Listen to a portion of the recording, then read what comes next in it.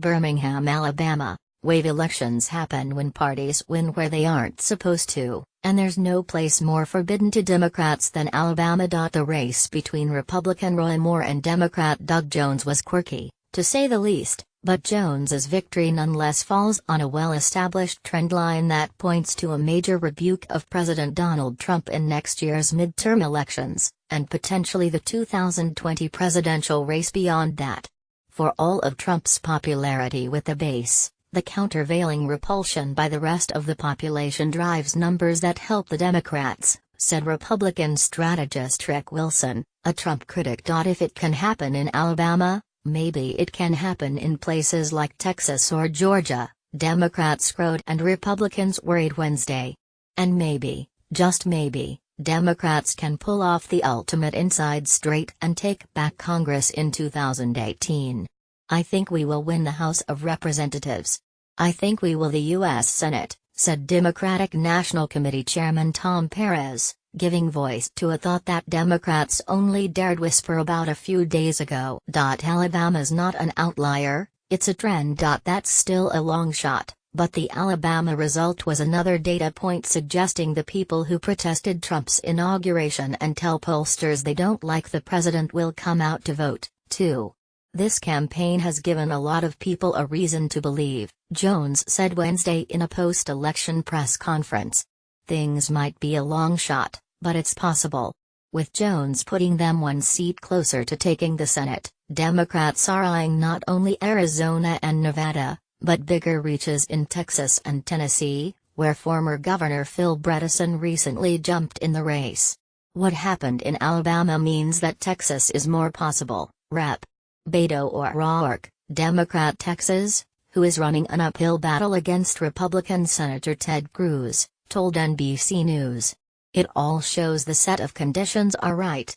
O'Rourke noted that he recently out-fundraised Cruz, a household name with a national donor base, and that Trump won Texas by a margin a third as large as his one in Alabama.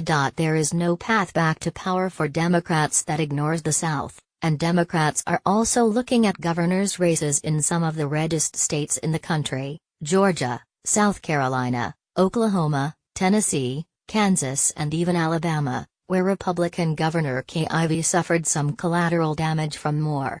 I have every reason to believe that this is a generational, once-in-a-lifetime opportunity for Democrats, Washington Governor Jay Inslee, who recently took over as head of the Democratic Governors Association, told NBC News. Voters are typically more willing to buck their state's partisan traditions in state elections than federal ones, which helps explain why blue states like Massachusetts, Illinois, Maryland, and New Jersey all ended up with Republican chief executives after GOP waves in 2010 and 2014. House strategists, who need 24 seats to retake the lower chamber, saw the beginnings of a winning 2018 coalition Tuesday night. The Democratic base turnout in Alabama, particularly among African American voters, is a very encouraging sign for what we can accomplish in the midterms, said Democratic Congressional Campaign Committee spokesperson Tyler Law. Of course, Democrats' post-election sugar high could come crashing down like Hillary Clinton's supposedly sure-thing landslide last year.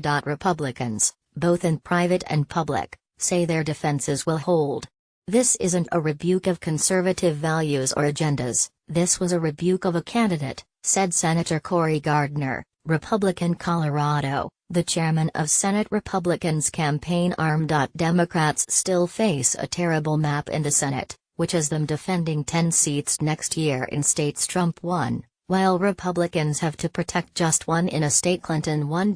Democrats would need to keep all of those while picking off 2 Republican seats to take the gavel. Alabama was, after all, a very special election, featuring the most damaged of damaged candidates, who ran the weakest of weak campaigns.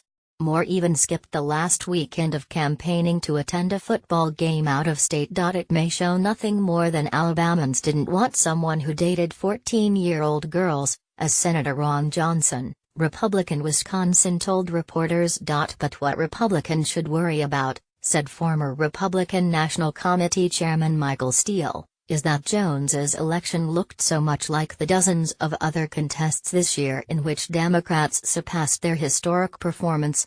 The ground that we've lost is incalculable for the GOP next year, Steele said on MSNBC, pointing to an underlying rot that is occurring within the GOP on race, with women. A lot of voters are looking at the GOP not suspiciously but with a sense of, we don't want to be a part of that, he said. Jones's victory, despite its eccentricities, looked a lot like Democrats' big wins.